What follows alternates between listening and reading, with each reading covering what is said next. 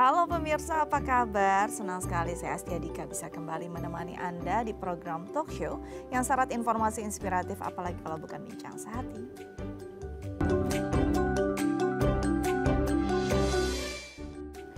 Pemirsa, bincang sehati pasti sebagian dari kita ya tidak asing dengan istilah kleptomania. Nah, ini adalah gangguan kesehatan mental di mana penderitanya kesulitan menahan diri untuk memiliki gitu ya, untuk tidak memiliki barang dari orang lain. Bahkan tidak jarang loh mereka melakukan apa ya istilahnya ngutil gitu atau mencuri gitu di ruang publik. Entah apa yang mereka rasakan ketika melakukan hal tersebut dan kenapa ya ini bisa terjadi. Ini akan menjadi topik kita hari ini. Tapi sebelum itu kita akan bahas dulu mitos atau fakta seputar kesehatan mental. Yang pertama adalah berpelukan bisa mengurangi stres gitu ya. Kadang-kadang rasanya tuh ketika dipeluk nyaman, hangat gitu ya, ada rasa yang sensasinya berbeda, bukan hanya rasa bahagia tapi kayaknya rasa dilindungi gitu. Nah, apakah ini memang menjadi sensasi yang bisa membantu seseorang meredakan stresnya? Lalu berpelukan yang semacam apa?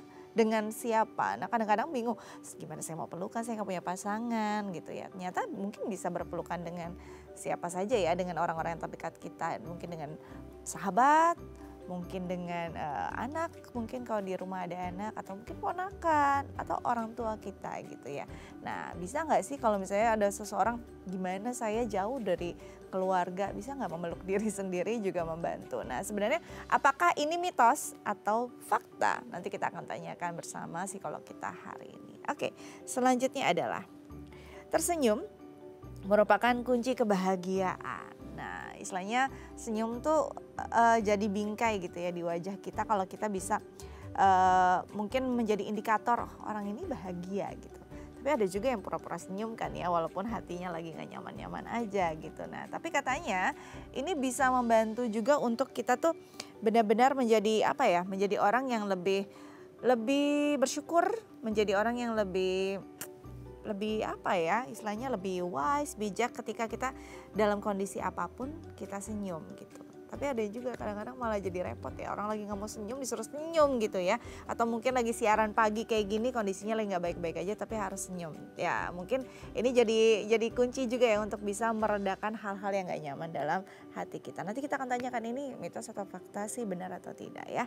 Oke, selanjutnya adalah pria lebih berisiko terkena sosiopat. Nah, kalau kita bicara tentang pria kan sebenarnya makhluk yang lebih logis katanya dibandingkan wanita gitu. Tapi apakah ini ada apa ya? Ada korelasinya dengan gangguan ini? Ini mitos apa enggak sih? Atau cuma karena digeneralisasi dilihat kayaknya banyak nih orang-orang yang sosiopat tuh orang-orang yang gendernya pria gitu. Nanti kita akan tanyakan, kita akan konfirmasi bersama psikolog kita hari ini. Oke, selanjutnya adalah musik bisa memengaruhi mood seseorang. Siapa yang hobinya kalau lagi di perjalanan mungkin ya, atau dalam kondisi-kondisi tertentu, enaknya dengerin musik nih. Kadang-kadang musik-musik tertentu bisa membuat mood kita tuh jadi sama gitu ya. Kadang mungkin musik-musik yang tentang jatuh cinta, kok bikin berbunga-bunga padahal nggak ada pacarnya gitu ya. Atau mungkin musik-musik yang kontennya tuh isinya patah hati, kok hatinya jadi sedih gitu. Nah, apakah ini untuk sebagian orang aja jadi terlalu sensitif dengan alunan musik atau lirik yang ada di atau syair yang ada di musik tersebut gitu, atau mungkin memang musik tuh emang bakal bangun mood seseorang, membawa mood seseorang pada kondisi atau emosi tertentu? Nanti kita akan tanyakan bersama psikolog kita hari ini. Oke, selanjutnya adalah psikopat bersifat genetik. Wow, kayaknya kalau kita tuh akhir-akhir ini sering banget ya psikopat nih orang nih gitu ya. Kayaknya gampang gitu nge-labelin. Nah, sebenarnya psikopat itu apa? Kita harus kenali dulu. Dan kalau memang iya betul orang tersebut psikopat, apakah ini akan bisa diturunkan pada buah hatinya atau keturunannya nanti? Serem juga ya kalau iya gitu kan. Nah, nanti kita akan tanyakan, kita akan konfirmasi bersama psikolog kita hari ini. Yang mau tahu jawabannya, yang mungkin hari ini kayaknya lagi nggak baik-baik aja, stay di depan televisi Anda. Kita akan ngobrolin ini, kita akan bongkar mitos atau fakta seputar kesehatan mental. Tetap bersama kami di Bincang Sehati.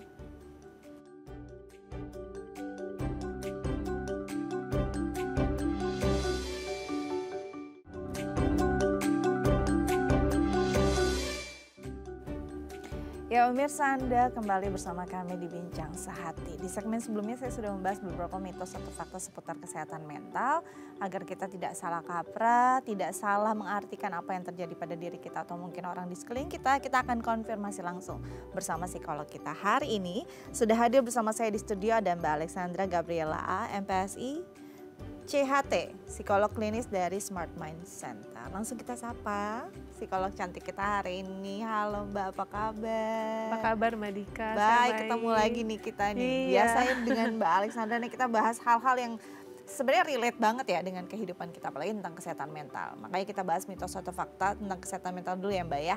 Boleh. Yang pertama yang mau saya konfirmasi, benar atau tidak mitos atau fakta kalau berpelukan itu bisa mengurangi stres. Nah, pelukan ini nih sebenarnya apa yang terjadi ketika orang berpelukan secara psikologis dulu?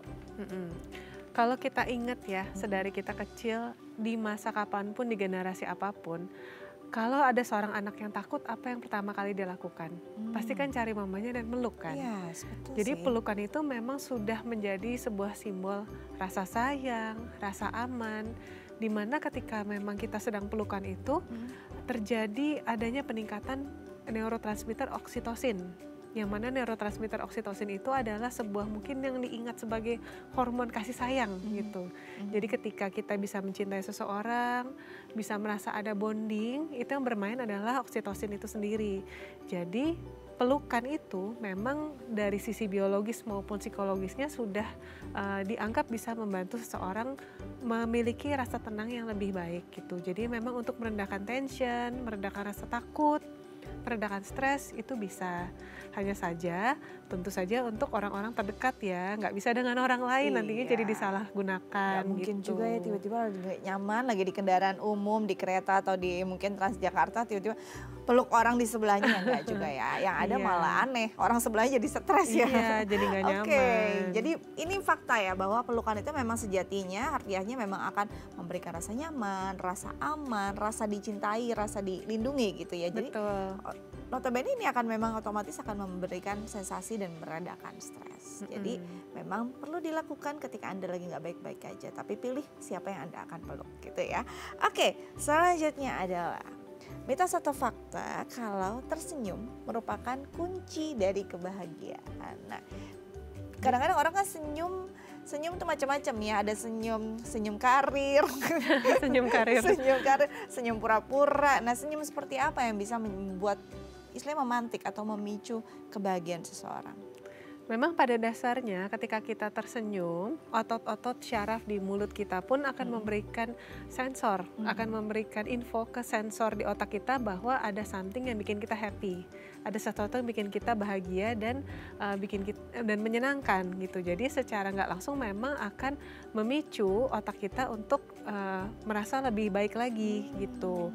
Cuma mungkin pada kondisi tertentu kita harus coba untuk rilis dulu perasaannya. That's why tadi ketika Mbak bilang waktu di awal kalau misalnya kayak pagi-pagi mood lagi nggak enak tapi terpaksa senyum, itu tadi senyum karir ya namanya senyum ya. karir. Ya kalau senyum karir itu memang seringkali kita belum siap untuk senyum lagi, jadi dipaksakan, belum sempat punya waktu untuk memproses emosinya begitu.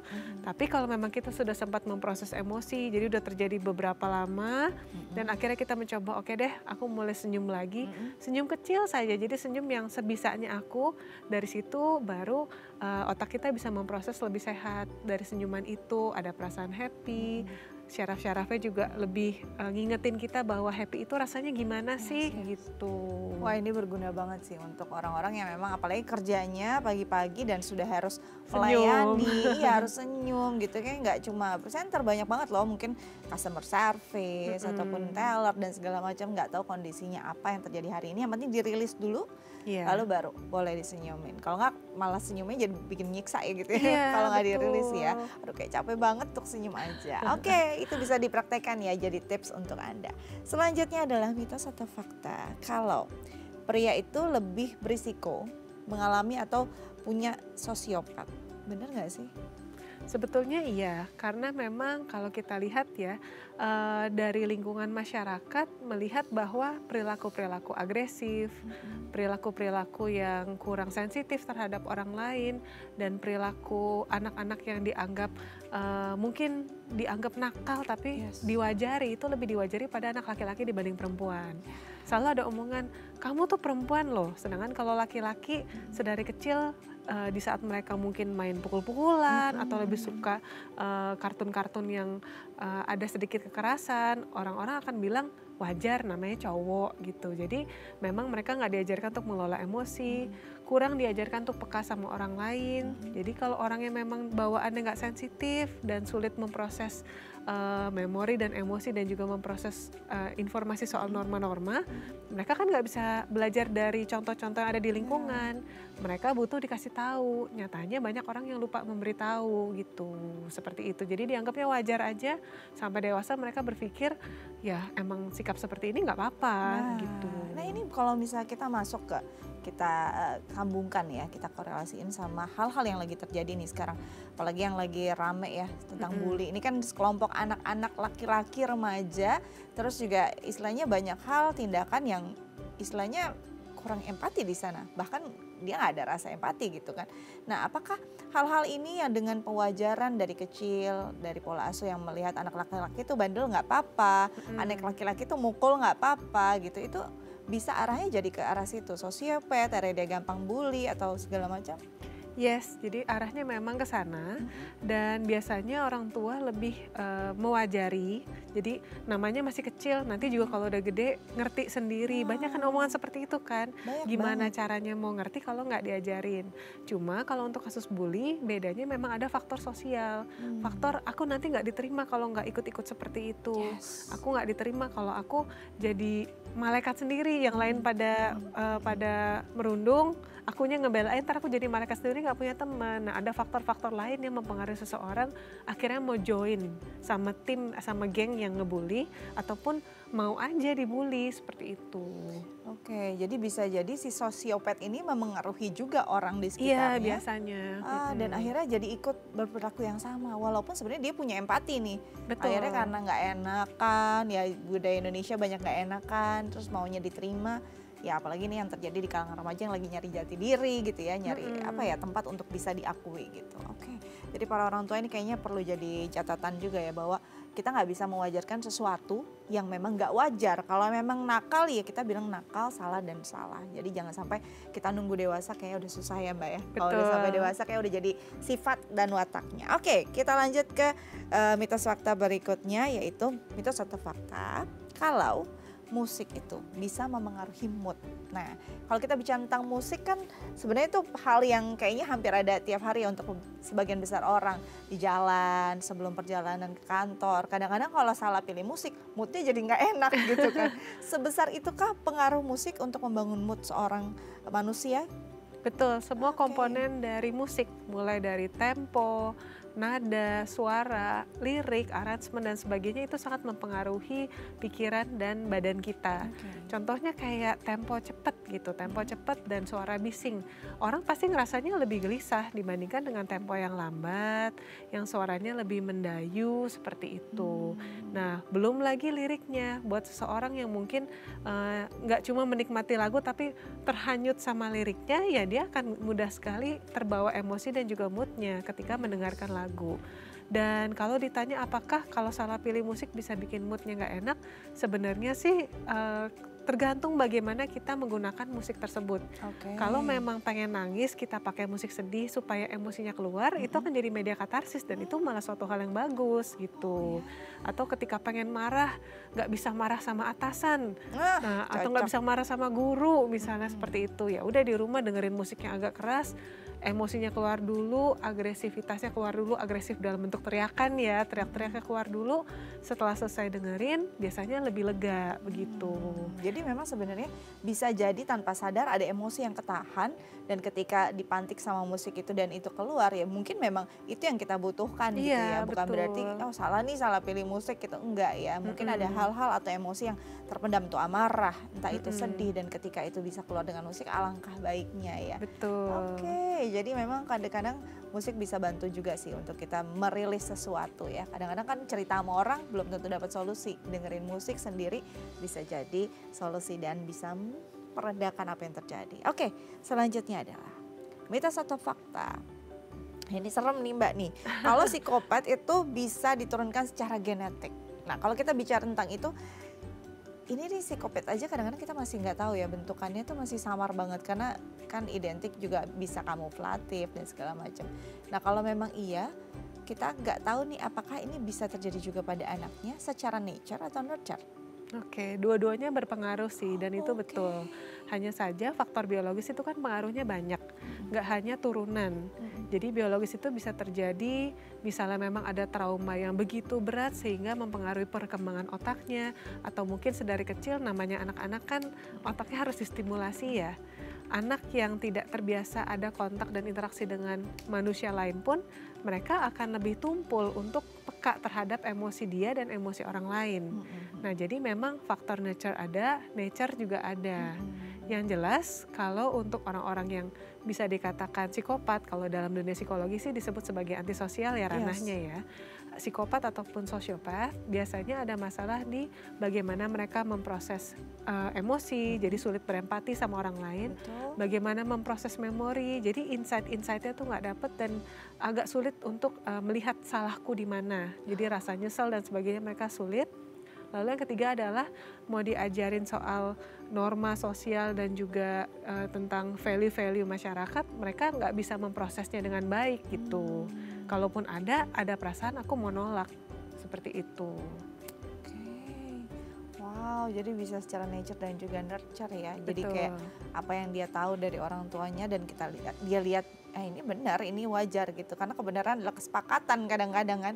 Akhirnya diyakini dan itu jadi pola dia dalam hidup. Oke, berarti memang harus waspada kalau memang kita tahu ada circle kita yang arahnya ke sana, sebaiknya segera datang ke psikolog ataupun psikiater ya Mbak ya, agar tidak menurunkannya. Nanti ada generasi psikopat berikutnya gitu kan, sayang juga. Oke, sudah terjawab semua. Kita akan bahas topik utama kita, tapi kita harus jeda terlebih dahulu. Pemirsa jangan kemana-mana, tetap bersama kami di Bincang Sehati.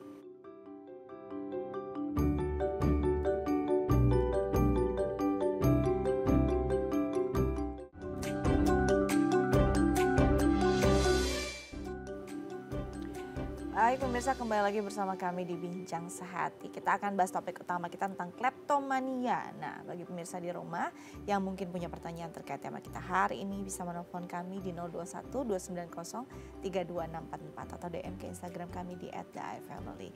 Kita lanjut lagi dengan psikolog kita hari ini, ada Mbak Alexandra Gabriela A, MPSI CHT, psikolog klinis dari Smart Mind Center. Oke, kita bicara tentang kleptomania, ini adalah salah satu jenis gangguan mental gitu ya. Kalau bicara tentang gangguan mental sendiri ini sebenarnya hal yang bisa langsung ada dari diri seseorang atau beriring sejalannya waktu ya, baru ada gitu. Oke, jadi yang namanya gangguan mental, mungkin kita harus bahas dulu tentang mental itu sendiri ya. Mental itu kan ada sejak kita lahir, jadi semua orang tuh terlahir dengan kondisi karakteristik yang berbeda-beda, temperamen yang berbeda-beda. Jadi kita bisa bilang ada faktor nature juga, secara biologis sudah ada kecenderungan ke arah mana.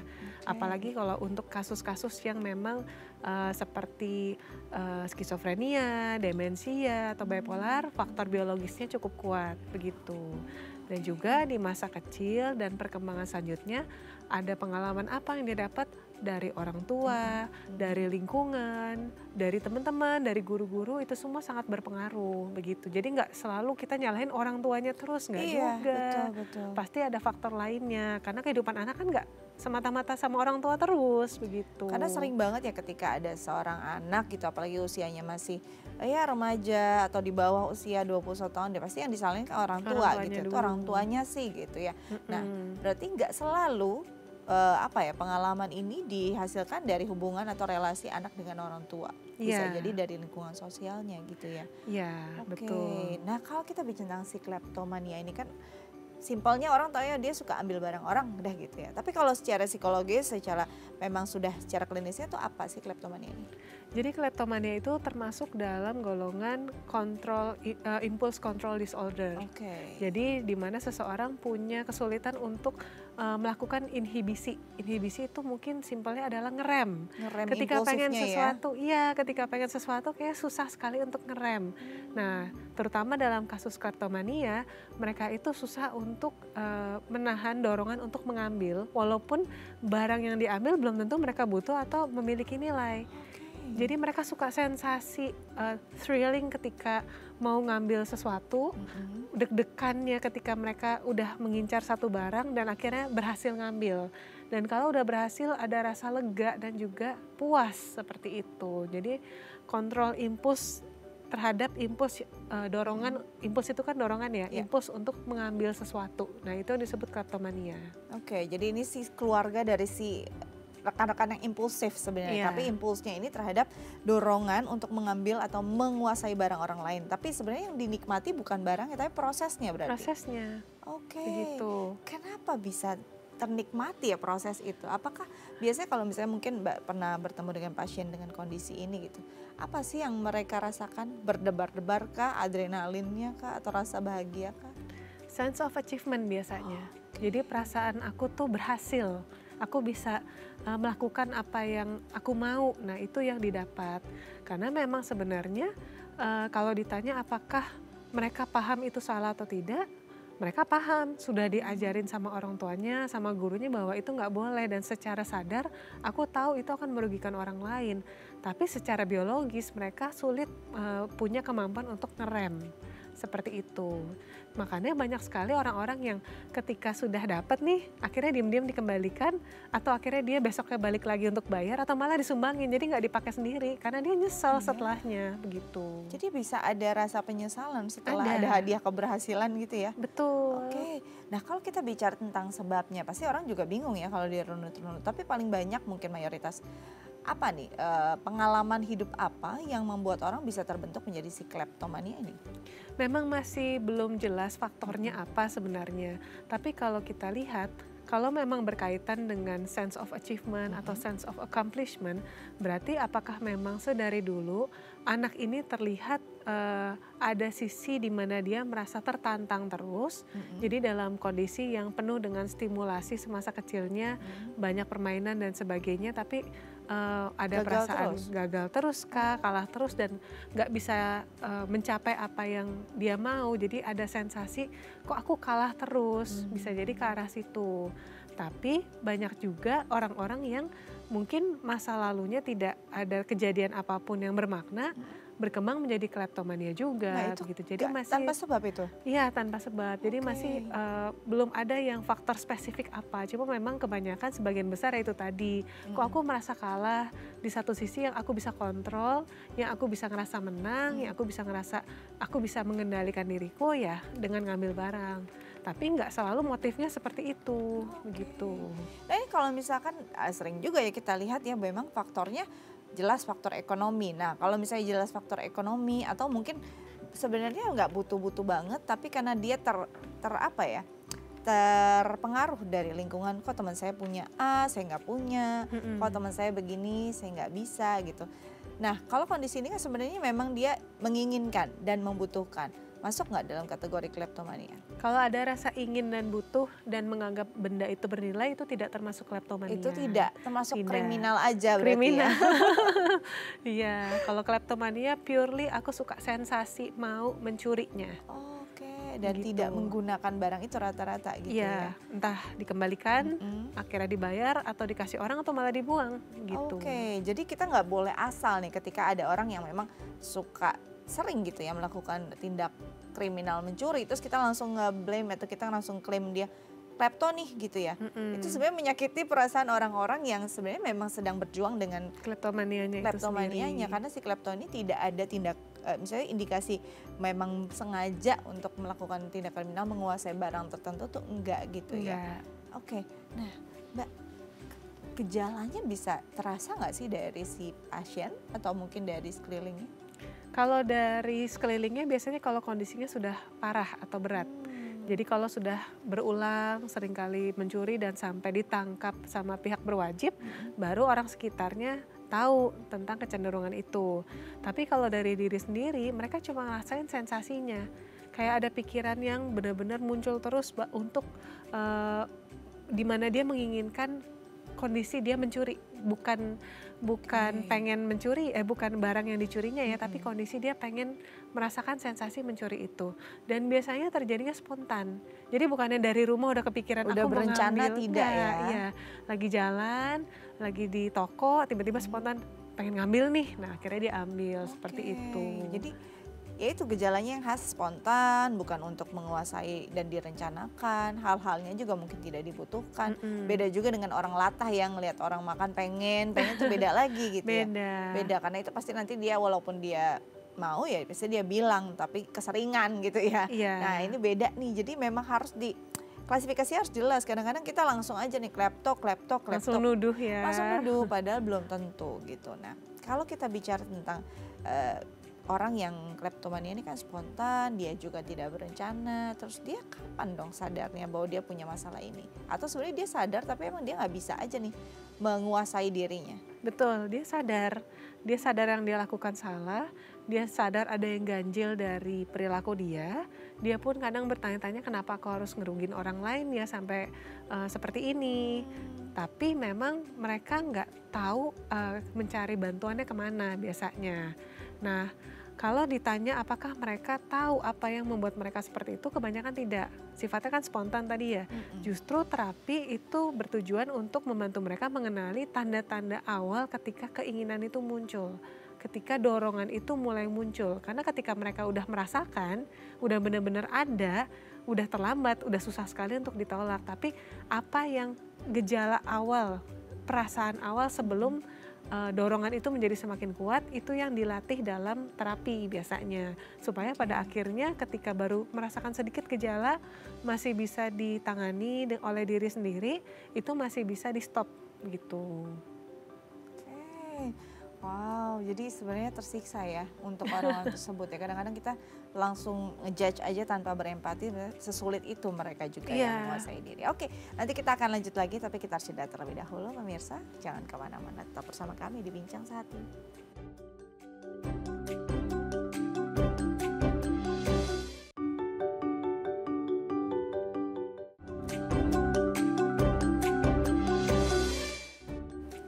Baik pemirsa, kembali lagi bersama kami di Bincang Sehati. Kita masih membahas tentang kleptomania. Dan bagi pemirsa di rumah yang mungkin punya pertanyaan terkait tema kita hari ini, bisa menelpon kami di 021-290-32644 atau DM ke Instagram kami di @theifamily. Kita lanjut lagi dengan psikolog kita, ada Mbak Alexandra Gabriela MPSI, PSICAT, psikolog klinis dari Smart Mind Center. Oke, Mbak, kalau masuk dalam si klepto adalah keluarga dari impulsif gitu ya. Orang-orang yang punya gangguan impulsif lain bisa nggak jadi arahnya ke sana? Biasanya sih akan timbul gejala yang berbeda ya. Kalau memang mereka punya masalah gangguan kontrol impuls itu sendiri, bisa jadi arahnya ke masalah judi, bisa jadi arahnya ke adiksi game.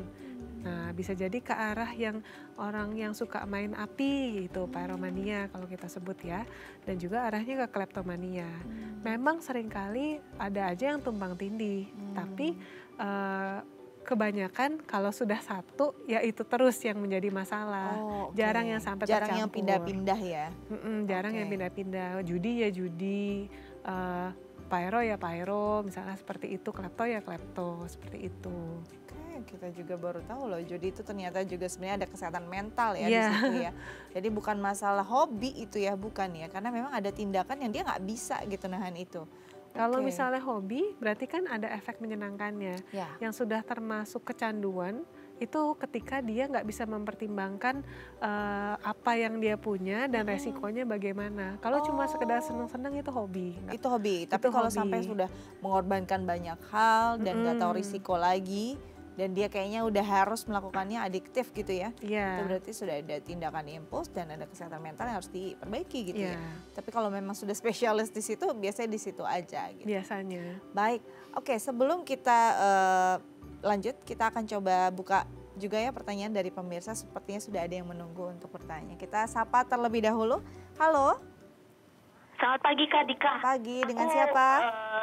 langsung ke Iya, dokter boleh? dengan siapa dulu, Mbak? Ke dokter, ke psikolognya Alexandra. Hana, Jakarta. Oke, Mbak Hana Jakarta, silakan. Iya, boleh langsung? Boleh, silakan. Oke, pertama Kak Alex ya, pertama bagaimana kita mempersiapkan mungkin pasangan hidup anak kita ya sebelum menikah, selain kita harus medical check up atau screening, apa yang harus kita persiapkan supaya nantinya rumah tangga mereka tidak ada keributan atau bahkan memukul, membuli atau apa ke istri atau ke suami. Biasanya lebih banyak ke istri ya. Pertanyaan saya pertama. Kemudian yang kedua ya, bagaimana cara menghilangkan kleptomania? Ada terapi-terapi khusus nggak Kak? Soalnya malu juga ya kalau ketahuan, itu anaknya tukang nyolong atau apa gitu loh. Kemudian yang terakhir Kak, kenapa anak-anak zaman sekarang itu lebih banyak emosi, terus membuli, membunuh kayak gitu. Apakah itu termasuk salah satu faktor gangguan jiwa? Seperti apa itu Kak? 3 pertanyaan, Kakak jelas? Iya, jelas. Baik. Yang pertama, Oke, terima kasih Kak Terima Alexandra. kasih ya Mbak Hana, Terima kita kasih, coba Kak jawab Dika. ya. ya. Tadi kalau nggak salah yang pertama tuh bagaimana menyiapkan mantunya justru Iya, ya, bukan bantunya anaknya biar ya. nggak ada gangguan ya. Khususnya Oke. kalau sekarang kan kita bahasanya tentang kleptomania gitu ya. Jadi kita coba mungkin biar nggak ada gangguan ke arah sana, perlu screening apa? Karena biasanya screeningnya kan screening kesehatan kan kalau mempersiapkan pernikahan. Itulah mengapa kita perlu menjalankan yang namanya pacaran dulu. Nah, Karena pacaran itu kan proses seleksi ya. yes. Jadi dalam artian jangan langsung buru-buru memutuskan untuk menikah. Kalaupun misalnya udah ada tanda-tanda yang kurang baik yang akan merugikan anak Anda di masa depan, ya kenapa harus kita yang capek-capek ubah itu? Namanya juga masih pacaran gitu. Oke. Kecuali kalau memang sudah menikah dan tiba-tiba dalam pernikahan ada kondisi yang berubah, tiba-tiba depresi dan sebagainya, kita wajib membantu.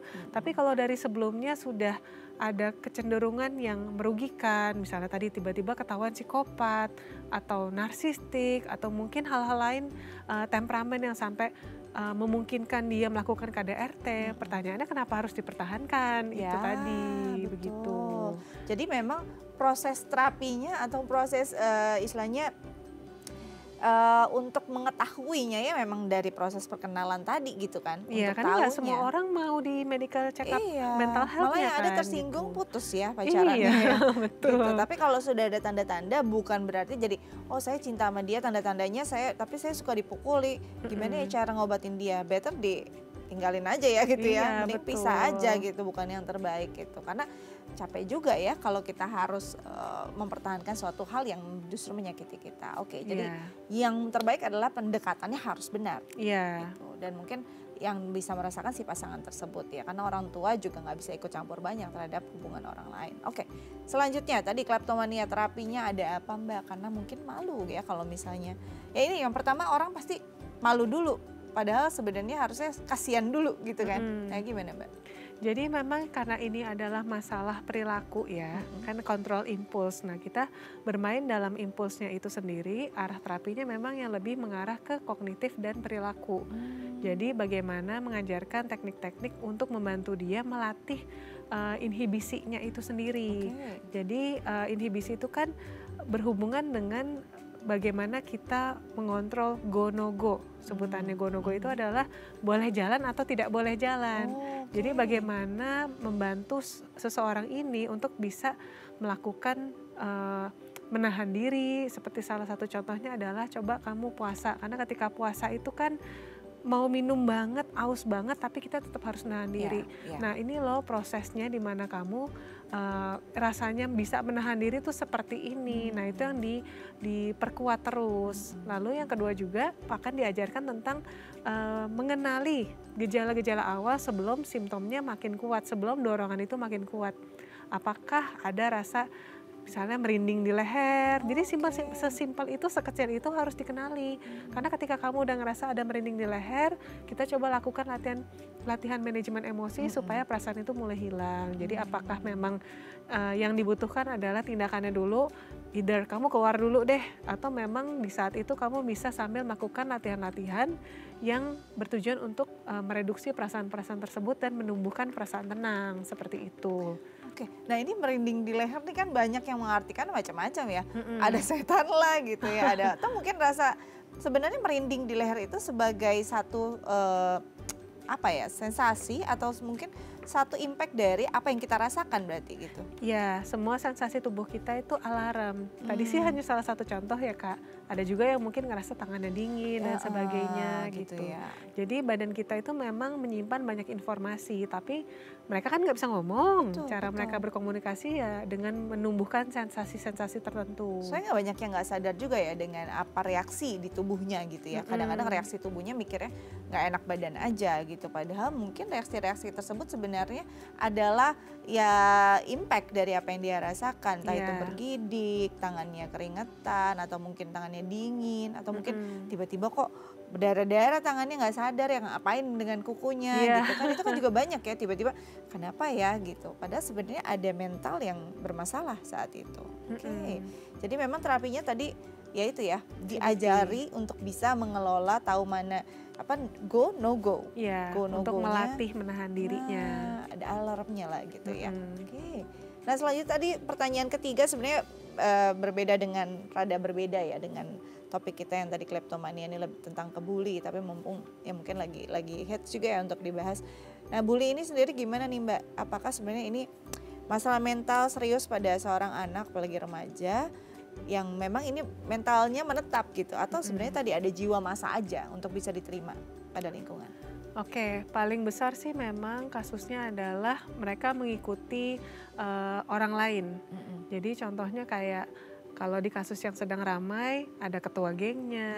Nah, biasanya yang memberikan influence itu yang kita perlu gali lebih jauh. Apa sih yang bikin dia itu melakukan tindakan bullying? Apakah memang ada dorongan suka sadisnya, suka menyakiti orang, kurang empati dan sebagainya, atau memang karena merasa di rumahku aku juga merasa tertekan, aku merasa karena korban juga nih. ditekan orang tua dan sebagainya, atau merasa diintimidasi oleh kakak atau oleh neni misalnya. Banyak loh kasus seperti itu. Betul. Akhirnya dia lampiaskan keluar.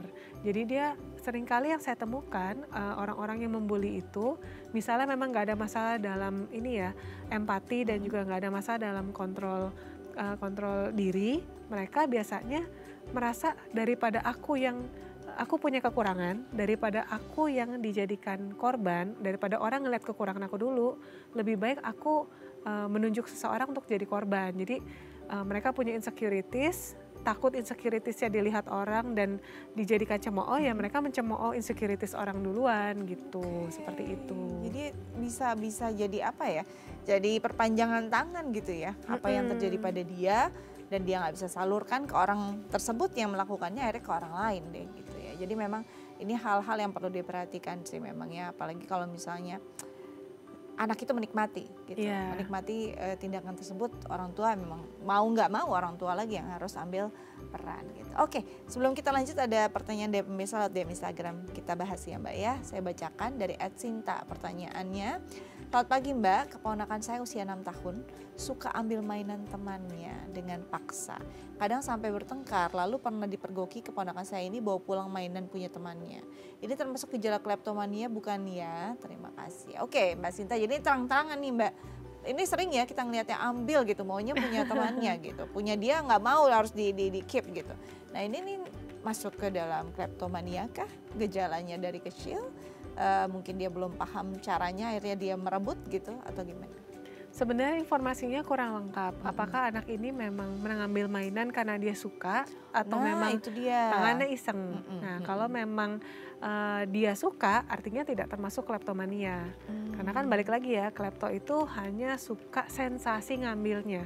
Kalau sampai rebut-rebutan dan berantem, artinya kan ada kesulitan untuk kontrol diri, tapi lebih kepada yang dia suka, yang dia mau. Dan dari usianya tadi kalau nggak salah masih kecil ya, masih sekitar 6 tahun. Sekitar 6 tahun. Nah, usia-usia 6 tahun itu kan memang mereka belum bisa mengendalikan diri sepenuhnya. Jadi kalau marah juga masih tantrum, ataupun kalau mau sesuatu mereka juga memaksakan gitu. Jadi memang tugas orang tua lah untuk mengajarkan mereka cara untuk menenangkan diri. Dan kalau memang mereka seringkali ngambil barang orang lain, apalagi bentuknya mainan, kita perlu cari tahu apakah apa yang kita provide itu sebenarnya bukan yang dia mau. Jadi dia sampai menginginkan barang orang lain karena yang kita kasih itu seringkali sebenarnya bukan yang dia benar-benar mau atau dia suka, tapi yang kita rasa dia butuh saja, bukan yang dia mau gitu. Oke, jadi memang harus lebih kita gali lagi ini ya, Iya. karena harus ditanyakan dulu nih, memang suka atau enggak, memang membutuhkannya atau enggak, walaupun itu tetap salah, biar bisa diklasifikasikan kondisinya apa gitu ya. Betul. Kondisinya memang belum bisa kontrol diri aja atau kleptomania. Oke, semoga Mbak Sinta bisa menemukan jalan keluar terhadap permasalahan keponakannya ya. Kadang-kadang ya karena masih kecil memang kondisinya demikian, diwajarkan nanti terus-terusan juga gitu ya. Oke, nanti kita lanjut lagi tapi kita harus jeda terlebih dahulu. Pemirsa jangan kemana-mana, tetap bersama kami di Bincang Saat Ini.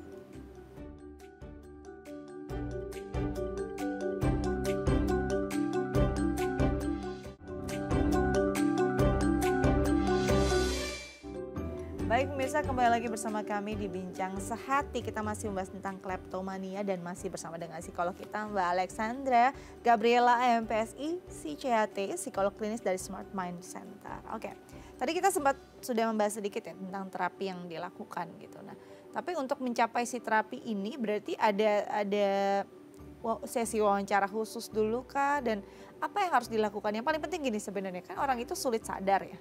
Pastinya sulit sadar, sulit keluar dari kondisi itu. Jarang akhirnya dia sendiri yang datang ke psikolog atau psikiater. Berarti kan harus ada support system, harus ada perilaku dari orang lain untuk membantu itu. Nah, perilaku yang tepat untuk menjelaskan kondisi ini ke orang tersebut tuh gimana? Kadang-kadang kita bingung loh untuk mengingatkan, sekedar mengingatkan atau bilang, kenapa sih kamu lakuin itu aja, kayaknya nggak enak gitu. Gimana tuh Mbak? Kalau saya boleh sarankan adalah berperanlah sesuai peran mereka. Oke. Jadi orang tua ya sebagai orang tua, teman ya sebagai teman, saudara sebagai saudara, pihak berwajib ya sebagai pihak berwajib. Oke. Jadi maksudnya di sini dia udah terpuruk nih, yang marahin cukup pihak berwajib. Benar. Nah, orang tua, teman, saudara cukup berempati sambil memberikan informasi dan juga dukungan ke dia bahwa kami tahu bahwa ini tuh sebenarnya masalah yang bisa ditangani. Kami tahu bukan maksud kamu untuk mengambil, tapi kamu nggak punya kendali. Dan ini adalah sebuah kondisi yang bisa diadres loh. Salah satunya adalah dengan terapi. Karena kalau misalnya orang tua ikut marah, padahal itu pun merupakan sebuah gangguan ya dalam artian ini kan penyakit. Betul. Masa udah sakit dimarahin? Nggak ada bedanya sama dia mungkin sakit yang lain kayak sakit demam gitu. Masa udah demam dimarahin kan nggak bisa gitu, malah tambah sakit. Yang ada mereka lebih menutup diri, mereka lebih nggak mau ngomong, lebih nggak mau cerita tentang urge mereka, nggak mau mencari jalan keluar. Nah kalau udah seperti itu kan bisa jadi depresi, bisa jadi mungkin malah mereka udah nggak mau lagi ikut sama lingkungan sosial lagi, jadi menarik diri terus seperti itu dan makin nggak dapat pertolongan.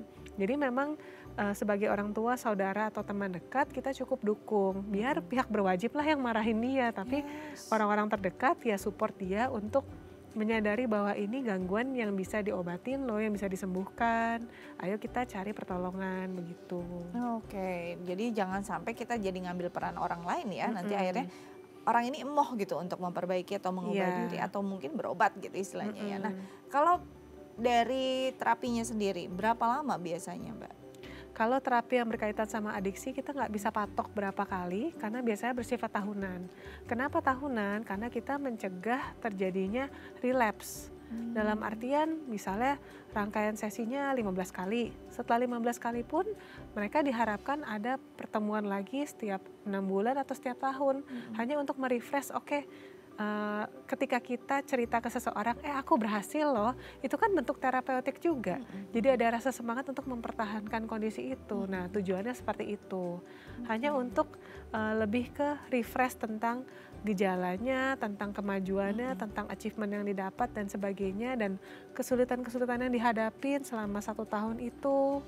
Nah itu bisa didiskusikan sama psikolog atau terapisnya, seperti itu. Jadi memang untuk adiksi bisa berjalan bertahun-tahun seperti itu. Nah kalau dalam kondisi kleptomania kan ya memang kadang-kadang hukum sosial gitu ya, itu akan lebih ini lagi gitu, lebih membuat dia berat karena kepercayaan orang yang jadi ternodai di sini gitu. Iya. Gimana seorang dari sisi kita, dari kacamata seorang yang memang mengalami kleptomania untuk bisa balik ke lingkungan sosialnya yang notabene mungkin orang-orang tersebut sudah tahu dia seperti apa, itu akan lebih baik atau tidak? Atau better dia mencari lingkungan sosial baru atau gimana? Yang jelas seluruh gangguan kesehatan mental, gangguan psikologis itu pasti akan terkena prejudice dan juga stigma dari masyarakat. Nggak hanya kleptomania, tapi gangguan apapun pasti ada prejudice dan stigmanya. Nah, biasanya saya akan menyarankan ke pasien-pasien yang saya tangani, ya sudah kalau memang banyak orang yang menstigma kamu dan menganggap kamu sebelah mata, ada nggak orang-orang yang masih percaya? Nah, kita keep yang percaya dulu supaya dia lebih percaya diri, supaya dia ada semangat lagi. Dan yang kedua, coba gunakan masalah kamu untuk jadi inspirasi buat orang lain yang mungkin mengalami hal yang sama. Jadi bisa mereka bikin blog tentang kleptomania survivor itu seperti apa, rasa malunya gimana dan sebagainya, perjuangannya apa sampai akhirnya mereka bisa pulih. Nah, di situ kan mereka ada sense of giving, bahwa apa yang aku alami itu menjadi makna dan berkat buat orang lain, seperti itu. Dan bisa membangun kepercayaan juga ya. Iya. Untuk masyarakat yang mungkin selama ini atau lingkungan sosialnya selama ini, dia masih sama aja gitu, enggak ya. Ketika kita open gitu ceritanya, pergerakannya seperti apa, dan memang sudah benar-benar bisa mengkontrol itu semua, kan akan membangun kepercayaan lagi. Betul. Oke, semoga ini bisa dijalani dengan baik untuk teman-teman yang masih berjuang dengan kondisi ini di luar sana gitu ya. Untuk bisa paling tidak diterima dulu, dipahami dan dibantu. Jangan sampai di-judge gitu ya. Mbak, terima kasih banyak loh. Sama-sama. Sudah hadir bersama kami di Bincang Sati. Semoga ini berguna untuk pemirsa di rumah. Amin. Amin. Oke, pemirsa, sekian perbincangan kita hari ini. Semoga berguna untuk Anda dan orang-orang yang Anda sayangi.